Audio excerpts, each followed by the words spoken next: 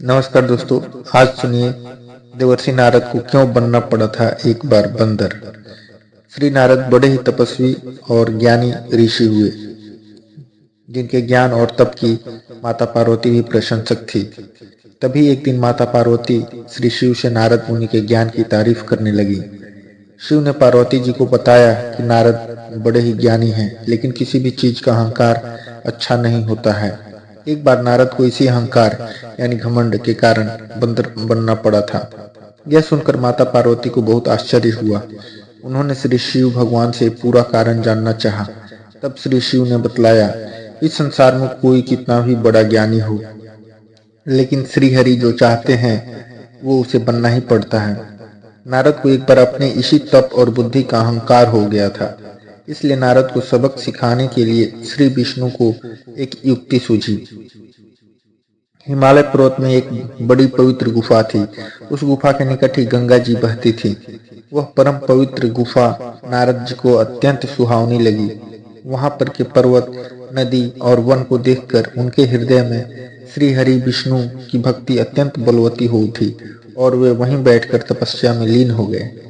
नारद मुनि की इस तपस्या से देवराज इंद्र भयभीत हो गए कि कहीं देवर्षि नारद अपने तप के बल से उनका स्वर्ग नहीं छीन लें। इंद्र ने नारद की तपस्या भंग करने के लिए कामदेव को उनके पास भेज दिया। वहां पहुंचकर कामदेव ने अपनी माया से वसंत ऋतु को उत्पन्न कर दिया। पेड़ और पत्तों पर रंग बिरंगे फूल खिल गए, कोयले उगने लगी और भंवरे गुंजार करने लगे। कामाग्नि को भड़काने वाली शीतल, मंद, सुगंधित, सुहावनी हवा चलने लगी। रंभा आदि अप्सराएं नाचने लगीं। किंतु कामदेव की किसी भी माया का नारद मुनि पर कुछ भी प्रभाव नहीं पड़ा। तब कामदेव को डर सताने लगा कि कहीं नारद मुझे शाप न दे दें। इसलिए उन्होंने श्री नारद से क्षमा मांगी। नारद मुनि को थोड़ा भी क्रोध नहीं आया और उन्होंने कामदेव को क्षमा कर दिया। कामदेव वापस अपने लोक में चले गए। कामदेव के चले जाने पर नारद मुनि के मन में अहंकार हो गया कि मैंने कामदेव को जीत लिया। वहां से वे शिव जी के पास चले गए और उन्हें अपने कामदेव को हराने का हाल कह सुनाया। भगवान शिव समझ गए कि नारद को अहंकार हो गया है। शंकर जी ने सोचा कि यदि इनके अहंकार की बात विष्णु जी जान गए तो नारद के लिए अच्छा नहीं होगा। इसलिए उन्होंने नारद से कहा कि तुमने जो बात मुझे बताई है उसे श्रीहरि को मत बताना। नारद जी को शिव जी की यह बात अच्छी नहीं लगी। उन्होंने सोचा कि आज तो मैंने कामदेव को हराया है और ये भी किसी को नहीं बताऊं।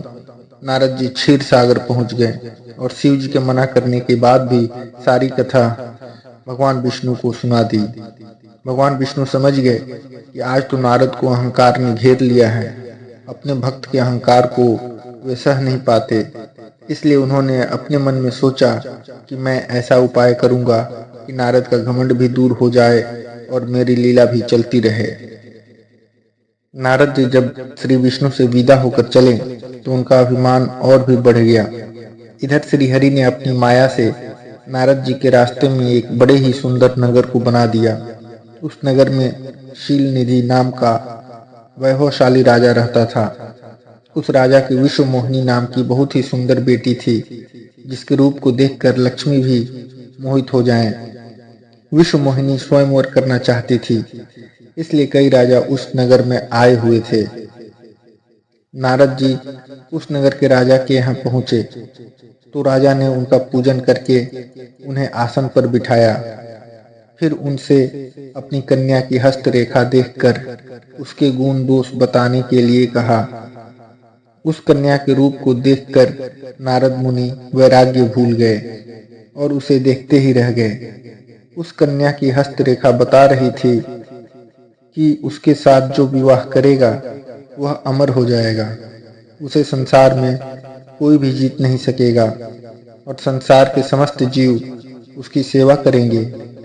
यह बात नारद मुनि ने राजा को नहीं बताई और राजा को उन्होंने अपनी ओर से बनाकर कुछ और अच्छी बातें कह दी।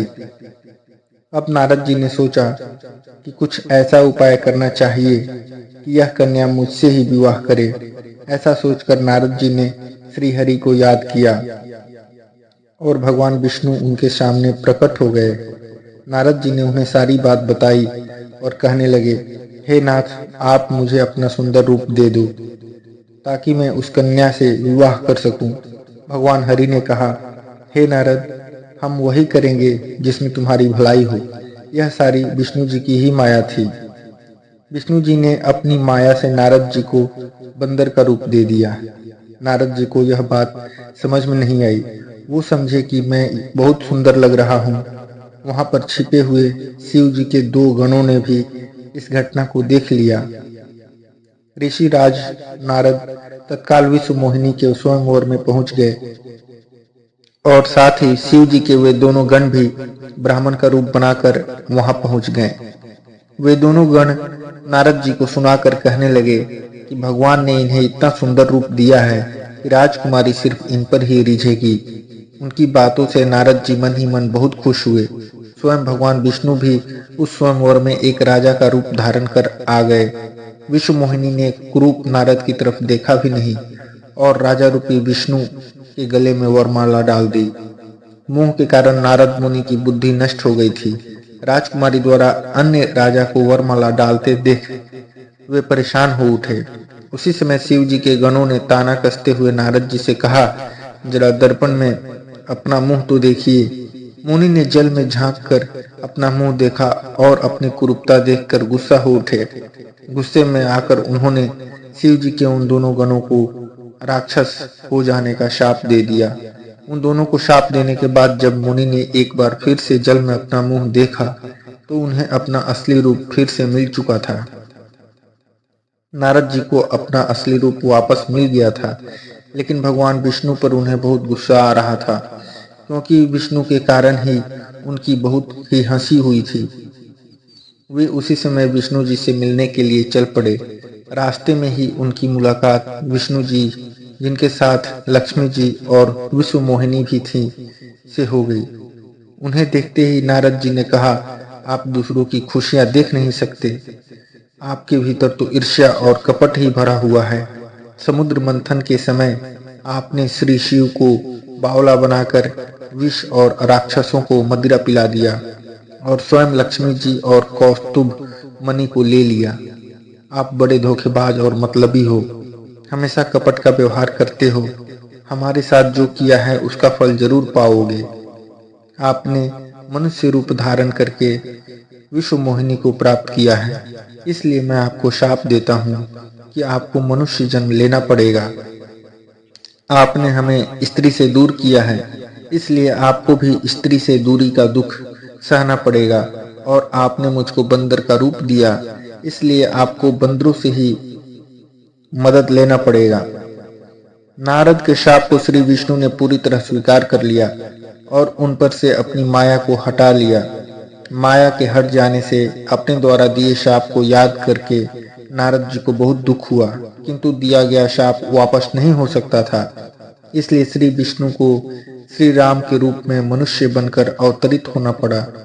शिव जी के उन दोनों गणों ने जब देखा कि नारद अब माया से मुक्त हो चुके हैं, तो उन्होंने नारद जी के पास आकर और उनके चरणों में गिरकर कहा, हे मुनिराज, हम दोनों शिव जी के गण हैं।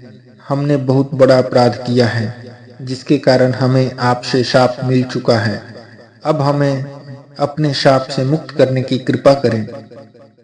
नारद जी बोले, मेरा शाप झूठा नहीं हो सकता, इसलिए तुम दोनों रावण और कुंभकर्ण के रूप में महान ऐश्वर्यशाली, बलवान तथा तेजवान राक्षस बनोगे और अपनी भुजाओं के बल पे पूरे विश्व पर विजय प्राप्त करोगे।